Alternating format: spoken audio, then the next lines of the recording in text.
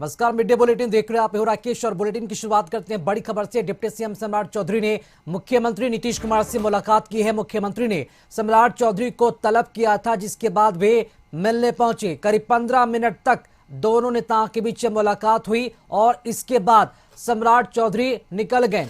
बता दें कि मुख्यमंत्री नीतीश कुमार कल ही दिल्ली से वापस लौटे हैं। इससे पहले सम्राट चौधरी ने बीपीएससी के मुद्दे पर कहा कि बीपीएससी एक स्वतंत्र संस्था है और उसका फैसला छात्रों के हित में है।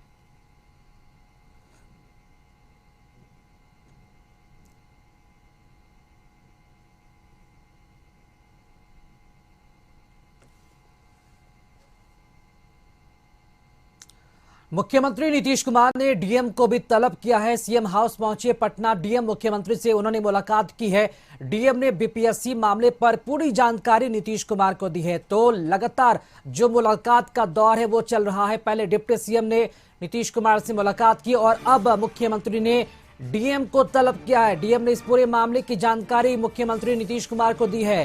गौरतलब है कि बीपीएससी अभ्यर्थियों ने जब हंगामा किया था तो पहले दिन डीएम ने बीपीएससी के अभ्यर्थियों पर थप्पड़ भी चलाया था। उसके बाद से ही पटना के डीएम सुर्खियों में है, विवाद बने हुए। और अब मुख्यमंत्री नीतीश कुमार ने डीएम को भी तलब किया है, ये पूरे मामले की जानकारी मांगी है, जिसके बाद सीएम हाउस पहुंचे हैं पटना के डीएम।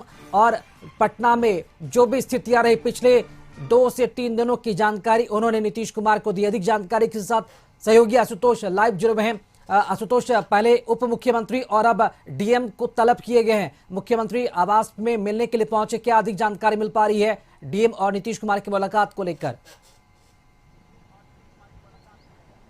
नहीं, बिल्कुल पहले एक अटकलें लगाई जा रही थी कि शायद बीपीएससी के मुद्दे पर बातचीत हुई होगी डिप्टी सीएम की, लेकिन अब थोड़ा सा ये खबर कंफर्म होता जा रहा है क्योंकि उसी वक्त पटना डीएम भी मौजूद थे सीएम हाउस में।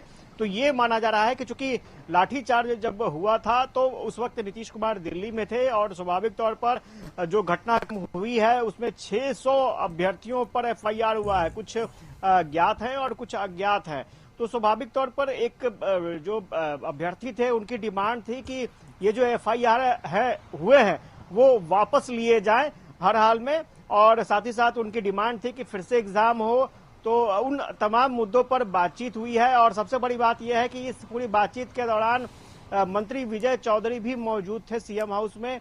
तो ये माना जा रहा है कि कुछ बड़ा फैसला हो सकता है क्योंकि डीएम का मौजूद होना उस मीटिंग में, डिप्टी सीएम का मौजूद होना और खुद सीएम मंत्री विजय चौधरी मौजूद अगर उस मीटिंग में रहे हों तो इसमें माना जा सकता है कि कुछ बड़ी बात निकलकर सामने आ सकती है। हालांकि सम्राट चौधरी ने इस मुलाकात से ठीक पहले ये कहा था कि बीपीएससी स्वतंत्र संस्था है और वो फैसले लेने के लिए स्वतंत्र है। जो भी फैसला बीपीएससी लेगी वो स्टूडेंट्स के, अभ्यर्थियों के, सबके हित में होगा। तो देखना दिलचस्प होगा कि किस तरह के फैसले होते हैं, क्योंकि आपने देखा होगा कि प्रशांत किशोर ने साफ तौर पर कहा है कि 2 तारीख से पहले अगर फैसला नहीं होता है तो वो धरने पर बैठेंगे। हालांकि जो रूलिंग पार्टी के नेता हैं वो साफ तौर पर कर रहे हैं कि जो विपक्षी दल के नेता हैं उनको वो नोटिस नहीं लेते हैं, उनकी धमकियों का वो नोटिस नहीं लेते हैं। लेकिन इतना जरूर है कि आज का दिन बेहद अहम है। आज कुछ बात निकलकर सामने आ सकती है, कुछ खबर सामने आ सकती है। जी आशुतोष, इसके पहले तेजस्वी यादव ने एक फेसबुक पर वीडियो पोस्ट कर कहा था कि बीपीएससी पर नीतीश कुमार की अच्छी पकड़ है। अगर वो चाहते हैं तो वहां के जो बड़े अधिकारी हैं, जो आयोग के अध्यक्ष है, वो भी बदले जा सकते हैं। इधर सम्राट चौधरी कह रहे हैं कि बीपीएससी एक स्वतंत्र संस्था है, उनका जो भी फैसला होगा छात्रों के हित में होगा। तो यहां पर एक बात समझना चाहेंगे, क्या बीपीएससी सरकार के अधीन है? क्या सरकार के पास ये राइट है, ये अधिकार है कि बीपीएससी के फैसलों को पलटा जाए, बदला जा सके? नहीं, बिल्कुल आप चीजों को आप समझिए। जो भी आयोग होते हैं वो स्वतंत्र संस्था मानी जाती है, ऑटोनोमस बॉडी होती है, उसके अपने अधिकार होते हैं और उस अधिकार के तहत फैसले होते हैं। तेजस्वी यादव का कहना था कि अगर गलत फैसले हुए हैं तो बीपीएससी चेयरमैन को क्यों नहीं हटाया गया, क्योंकि बीपीएससी चेयरमैन की नियुक्ति सरकार के तरफ से ही होती है, सरकार की अनुशंसा पर ही होती है। तो ऐसे में ये बात सही है कि जो पॉलिटिकल पार्टियां हैं वो अपने तरीके से इन बातों को रख रही है। इसमें कोई दो राय नहीं है कि मुख्य सचिव ने वार्ता के लिए पहल की थी, बातचीत भी हुई है, सोचने विचारने का समय भी लिया गया है। लेकिन इतना जरूर है कि जो फैसला लेना है वो बीपीएससी को रहा है। और आपने देखा होगा कि ठीक इससे पहले जो पूर्व राज्यपाल थे राजेंद्र विश्वनाथ अर्लेकर, उन्होंने भी बीपीएससी चेयरमैन से मुलाकात की थी। बीपीएससी चेयरमैन ने उन्हें जाकर के सारी चीजों से अवगत कराया था। तो आरोप प्रत्यारोप की बात अलग है, लेकिन बिहार सरकार ने यानी सम्राट चौधरी डिप्टी सीएम ने साफ तौर पर कह दिया है कि जो भी फैसला लेना है वो बीपीएससी को लेना है, ऑटोनोमस संस्था है। लेकिन एक बात जरूर है कि अगर सरकार की मंजूरी होगी, अगर सरकार फैसला लेगी, तो इसमें कोई दो राय नहीं है कि बीच का रास्ता निकल सकता है। लेकिन बीच का रास्ता निकलेगा क्या क्या आज की मीटिंग के बाद, क्योंकि नीतीश कुमार दिल्ली में थे, उस दौरान लाठीचार्ज हुआ, अब हंगामा बढ़ा। अब नीतीश कुमार लौट के आए हैं, डिप्टी सीएम से मुलाकात हुई है, एक जो ऑफिशियल मुलाकात होती है वो हुई है।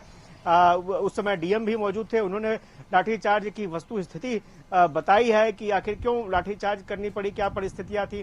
तो इन तमाम चीजों को देखने सुनने के बाद नतीजे क्या निकलते हैं, क्योंकि मैंने पहले भी कहा कि 2 दिन का वक्त दिया गया था प्रशांत किशोर की तरफ से, जिन्होंने छात्र संसद लगाया था और उसके बाद हंगामा हुआ, लाठीचार्ज हुआ।